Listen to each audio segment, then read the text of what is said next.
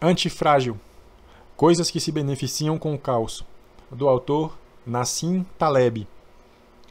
Capítulo 3. O gato e a máquina de lavar roupa. A ousada conjectura feita aqui é que tudo o que há na vida é, até certo ponto, antifrágil, mas não o inverso.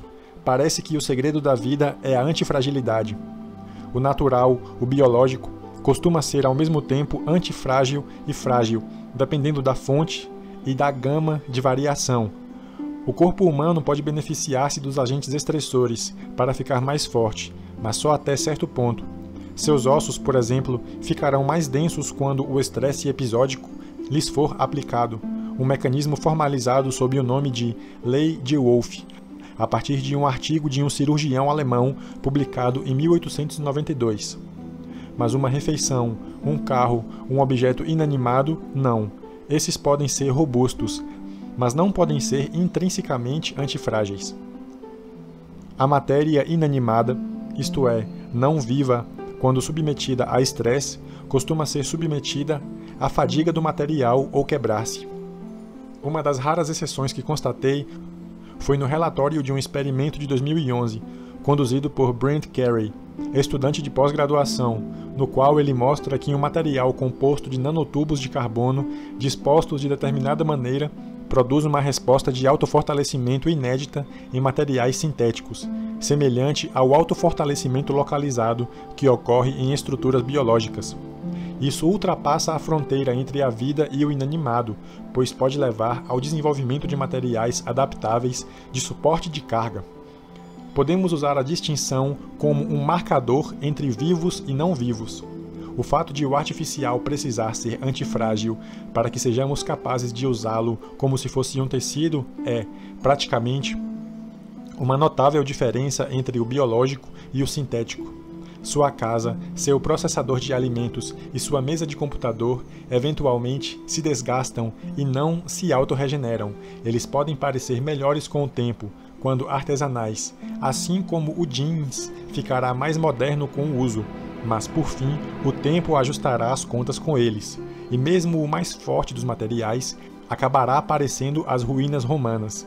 Seu jeans pode parecer melhor e mais moderno quando desgastado, mas o material não ficará mais forte, nem se autorregenerará.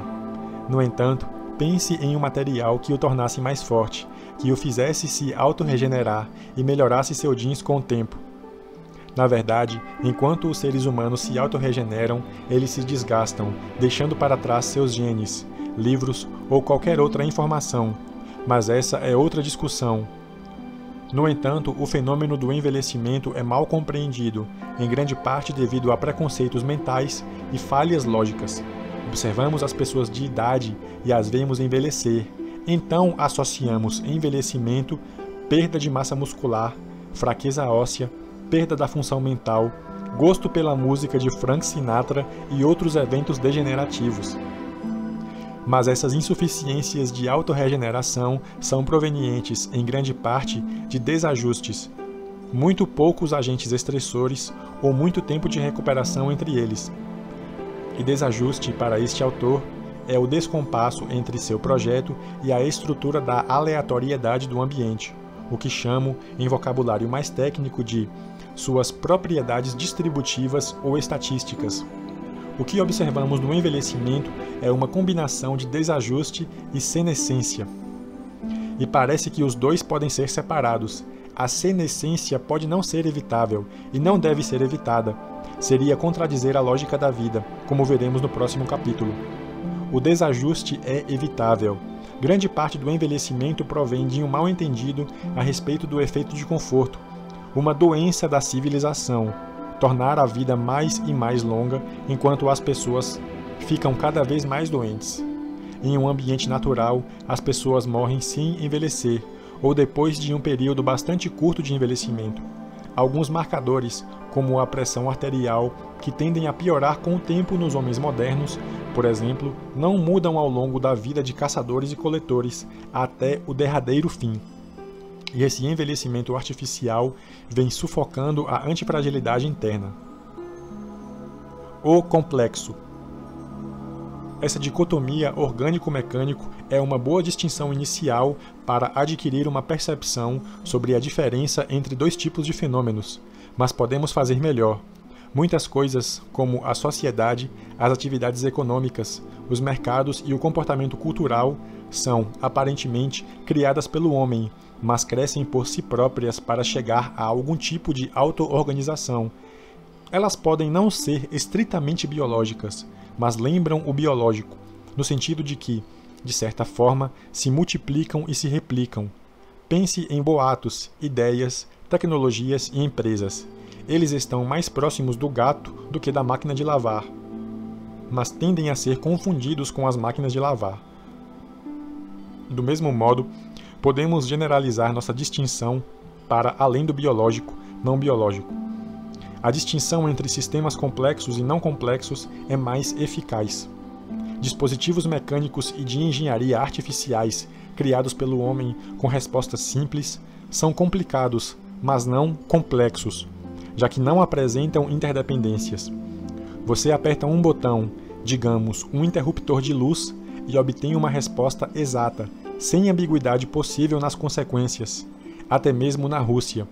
Porém, em sistemas complexos, as interdependências são significativas. É preciso pensar em termos de ecologia.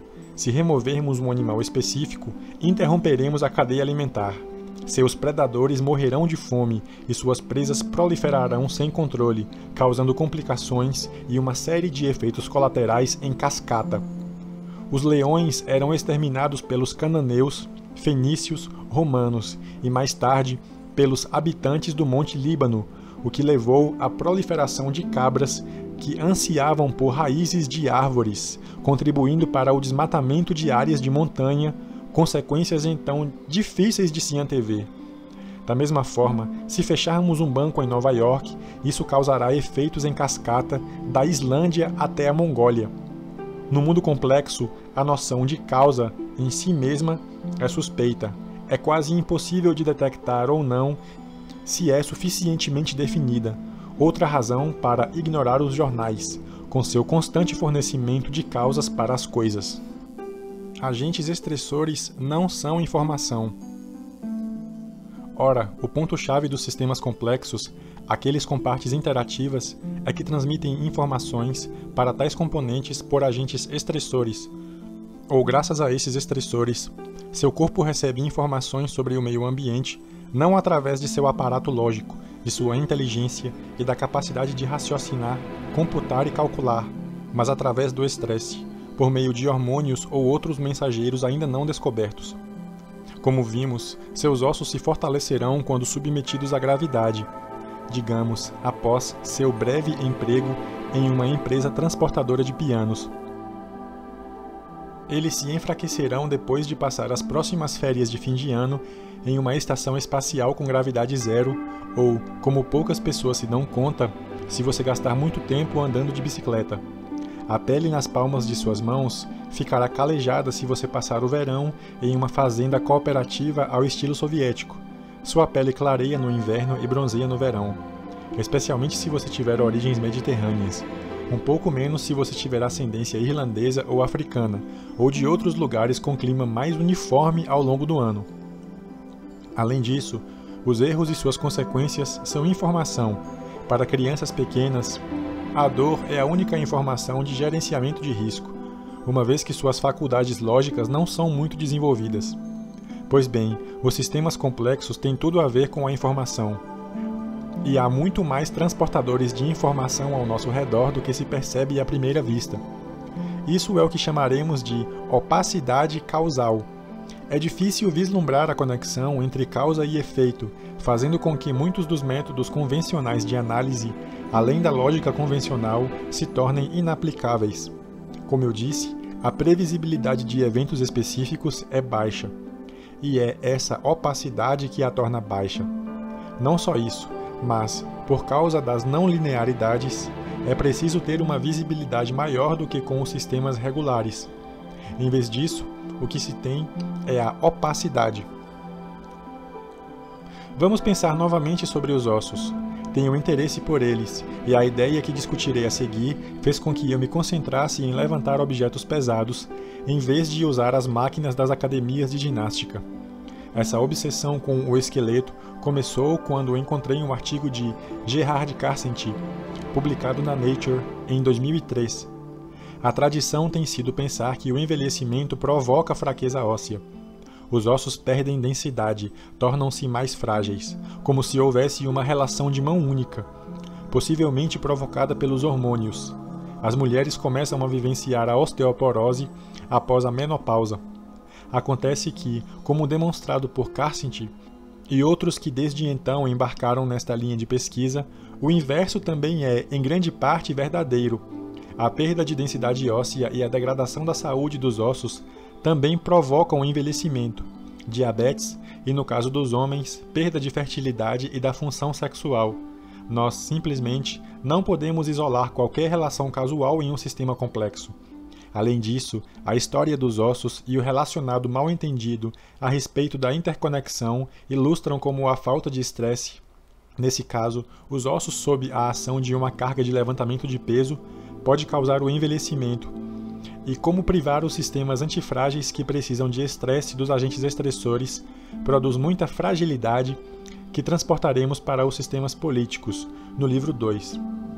O método de exercícios de Lenin, aquele que eu observava e tentava imitar no capítulo anterior, parecia ser tanto sobre estressar e fortalecer os ossos, quanto sobre o fortalecimento dos músculos.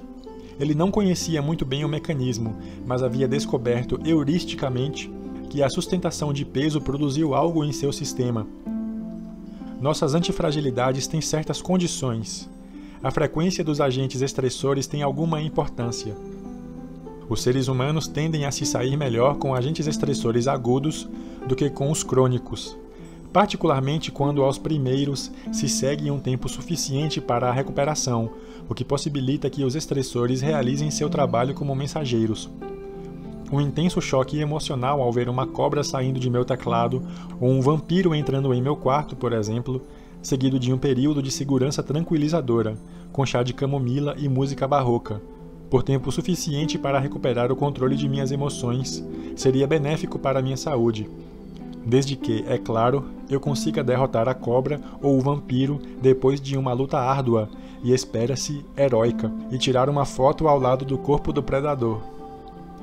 Tal agente estressor seria, certamente, melhor do que o estresse leve, porém contínuo, de um chefe, de uma hipoteca, de problemas fiscais, da culpa por adiar a declaração de imposto de renda, da pressão dos exames, das tarefas, dos e-mails para responder, dos formulários para completar, dos deslocamentos diários, coisas que fazem você se sentir preso na vida.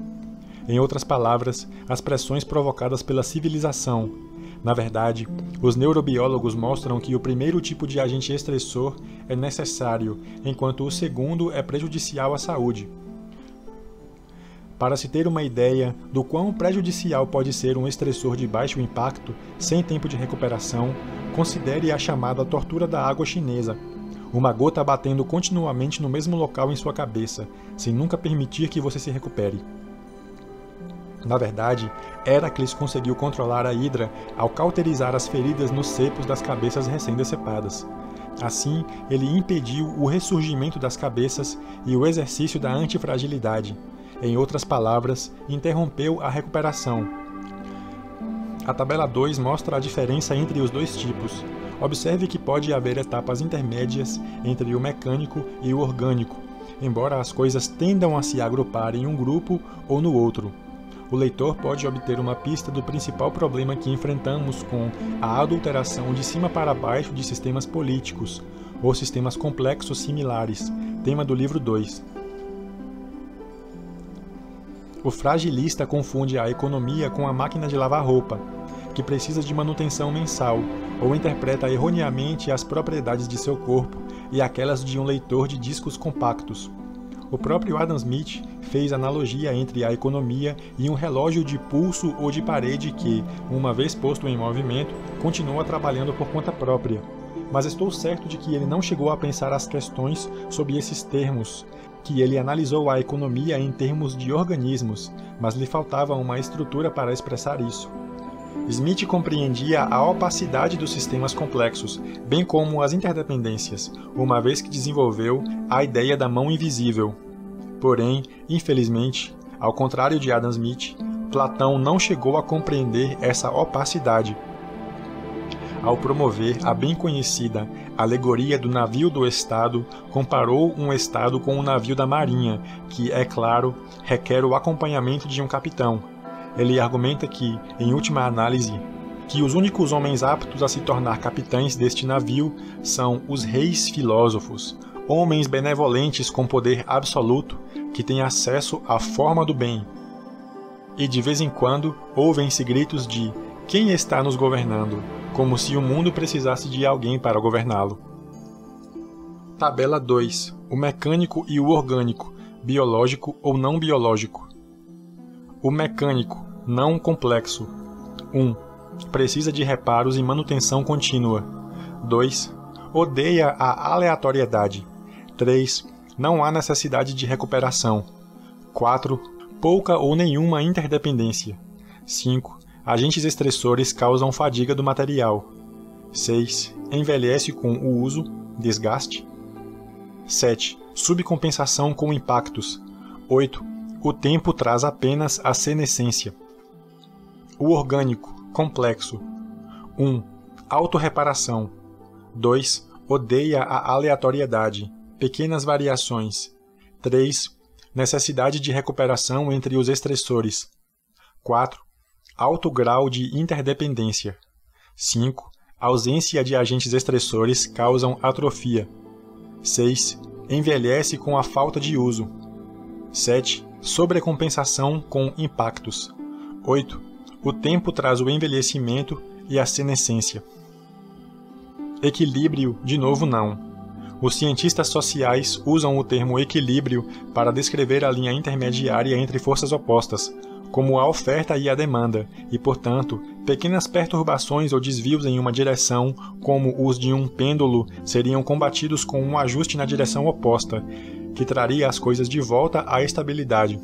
Em suma, acredita-se que este seja o objetivo de uma economia. Analisando mais profundamente no que esses cientistas sociais pretendem nos envolver, tal objetivo pode ser a morte.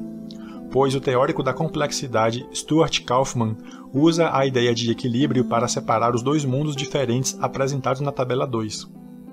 Para o não orgânico, o não complexo, digamos, um objeto sobre a mesa, o equilíbrio, como é tradicionalmente definido, acontece em um estado de inércia. Assim, para algo orgânico, o equilíbrio, nesse sentido, só acontece com a morte. Considere um exemplo usado por Kauffman. Um redemoinho começa a se formar em sua banheira e ele vai continuar assim.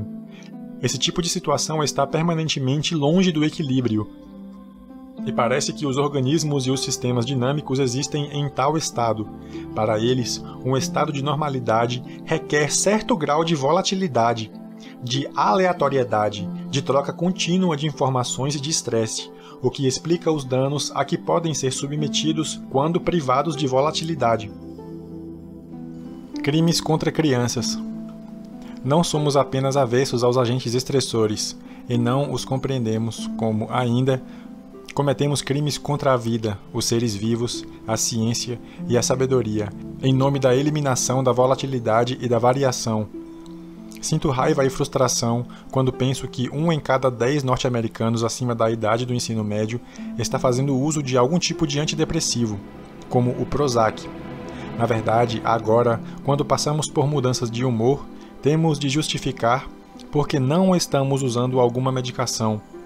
Pode haver algumas boas razões para fazer uso de medicação, em casos patológicos graves, mas meu humor, minha tristeza, minhas crises de ansiedade são uma segunda fonte de inteligência. Talvez até a primeira. Fico relaxado e perco energia física quando chove. Torno-me mais meditativo e tendo a escrever mais e mais lentamente nessas ocasiões, com os pingos de chuva batendo na janela, o que Verlaine chamava de soluços outonais, sanglots. Em certos dias, entro em estados melancólicos poéticos, o que os lusófonos chamam de saudade, ou os turcos de huzun, da palavra árabe para tristeza. Em outros dias, sou mais agressivo, tenho mais energia e escreverei menos, andarei mais, farei outras coisas, discutirei com pesquisadores, responderei e-mails, desenharei gráficos em quadros negros. Devo ser transformado em um vegetal ou em um imbecil feliz? Se o Prozac estivesse disponível no século passado, o Baço de Baudelaire, os humores de Edgar Allan Poe, a poesia de Sylvia Plath, os lamentos de tantos outros poetas, tudo que tivesse alma teria sido silenciado. Se as grandes empresas farmacêuticas fossem capazes de eliminar as estações do ano, provavelmente o fariam, visando ao lucro, é claro. Há outro perigo. Além de prejudicar as crianças, estamos prejudicando a sociedade e o nosso futuro. As medidas que procuram reduzir a variabilidade e as oscilações na vida das crianças também estão reduzindo a variabilidade e as diferenças dentro de nossa chamada grande sociedade culturalmente globalizada. Punido pela tradução. Outra propriedade esquecida dos agentes estressores diz respeito à aquisição da linguagem. Não conheço ninguém que, alguma vez, tenha aprendido sua língua materna em um livro didático, começando com a gramática e, auferido por meio de exames bitrimestrais, tenha ajustado sistematicamente as palavras às regras adquiridas. Aprende-se melhor um idioma na dificuldade da situação, de erro em erro, quando é preciso se comunicar em circunstâncias mais ou menos extenuantes, principalmente para expressar necessidades urgentes, como as necessidades físicas, por exemplo, as decorrentes de um jantar em um lugar de clima tropical. As pessoas aprendem novas palavras sem fazer um esforço obsessivo, mas sim com outro tipo de esforço, comunicar-se, principalmente sendo forçadas a ler a mente de outra pessoa, suspendendo o medo de errar. Sucesso, riqueza e tecnologia, infelizmente, tornaram esse modo de aquisição muito mais difícil. Há alguns anos, quando eu não despertava o interesse de ninguém, organizadores de conferência estrangeiros não atribuíam a mim o obsequioso assistente de viagem, fluente no inglês do Facebook. Então eu costumava ser forçado a me defender sozinho e, portanto, a aprender o vocabulário apontando com o dedo e por meio de tentativa e erro, assim como fazem as crianças. Nenhum dos dispositivos portáteis, nenhum dicionário, nada.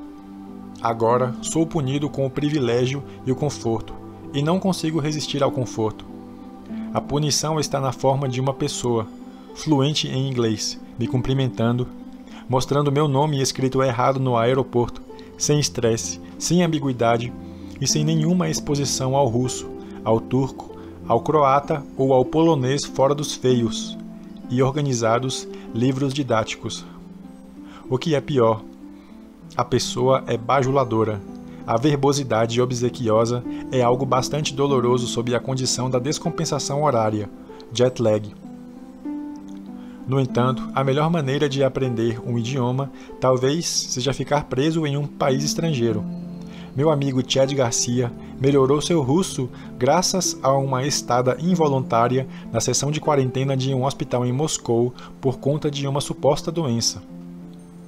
Era uma forma astuta de sequestro médico, já que, durante a confusão após o fim do regime soviético, os hospitais conseguiam extorquir os viajantes com internações forçadas, a menos que eles pagassem grandes somas de dinheiro para limpar seus documentos. Chad, então, pouquíssimo fluente no idioma, foi forçado a ler Tolstói no original e adquiriu bastante vocabulário. Turistificação. Meu amigo Chad se beneficiou com o tipo de transtorno que é cada vez menos frequente, graças à doença moderna da turistificação. Esse é meu termo para um aspecto da vida moderna que trata os seres humanos como máquinas de lavar roupa, com respostas mecânicas simplificadas, e um detalhado manual do usuário. É a remoção sistemática da incerteza e da aleatoriedade das coisas, tentando tornar os assuntos altamente previsíveis em seus mínimos detalhes. Tudo isso por razões de conforto, comodidade e eficiência. O que um turista é em relação a um aventureiro ou a um flanador, a turistificação é em relação à vida. Trata-se de converter as atividades e não apenas viajar para o equivalente a um roteiro, como aqueles seguidos por atores. Veremos como a turistificação castra os sistemas e os organismos que apreciam a incerteza, sugando-lhes até a última gota de sua aleatoriedade, ao mesmo tempo em que lhes proporciona a ilusão de benefícios. Os culpados são o sistema de ensino, o planejamento do financiamento de pesquisas científicas teleológicas, o bacharelado em francês, as máquinas das academias de ginástica, etc., e o calendário eletrônico. Mas a pior turistificação é a vida que nós, modernos, temos de levar em cativeiro durante nossas horas de lazer. Óperas nas noites de sexta-feira, festas programadas, risos programados. Mais uma vez, a cadeia de ouro. Essa atitude, movida por objetivos, atinge profundamente meu eu existencial. O desejo secreto pela sorte. Isso nos leva ao aspecto existencial da aleatoriedade. Se você não for uma máquina de lavar ou um relógio de cuco, em outras palavras, se você estiver vivo, algo profundo em sua alma apreciará certa dose de aleatoriedade e desordem. Há um sentimento de excitação associado à aleatoriedade. Gostamos do mundo moderado e altamente domesticado dos jogos, dos espetáculos esportivos, em que ficamos com a respiração suspensa em meio aos lances de sorte durante a próxima visita a Las Vegas. Eu mesmo, enquanto escrevo estas linhas, tento evitar a tirania de um planejamento preciso e explícito, oriundo de uma fonte opaca dentro de mim que me surpreende. A escrita só vale a pena quando nos proporciona o efeito de formigamento aventureiro, e é por isso que aprecio a elaboração de livros e não gosto da camisa de força das 750 palavras dos editoriais que, mesmo sem o filisteísmo do editor, me entendia ao máximo. E vale destacar, aquilo que aborrece o autor ao escrever também aborrecerá o leitor. Se eu pudesse prever como seria exatamente meu dia, eu me sentiria um pouco morto. Além disso, essa aleatoriedade é necessária para a vida real. Consideremos que toda a riqueza do mundo não é capaz de comprar um líquido mais prazeroso do que a água diante de uma sede intensa. Poucos objetos trazem mais emoção do que uma carteira ou um laptop recuperada que havia sido perdida no transporte público. Além disso, em um habitat ancestral, nós, humanos, fomos compelidos por estímulos naturais, medo, fome, desejo, a nos exercitarmos e a nos tornarmos aptos para o nosso meio ambiente. Pense em como é fácil encontrar energia para levantar um carro se uma criança estiver chorando debaixo dele, ou correr para salvar sua vida se você vir um animal selvagem atravessando a rua. Compare isso com o peso da obrigação de frequentar uma academia de ginástica às 6 da tarde e lá ser intimidado por algum personal trainer, a menos, é claro, que você esteja seguindo a gramática imperativa de se tornar parecido com um guarda-costas. Considere também como é fácil pular uma refeição quando a aleatoriedade do meio ambiente nos leva a fazê-lo, por conta da falta de comida, em comparação à disciplina de se ater a algum plano de dieta de 18 dias. Existe o tipo de pessoa para quem a vida é uma espécie de projeto. Depois de conversar com elas, você deixa de se sentir bem por algumas horas. A vida começa a ficar com gosto de comida sem sal.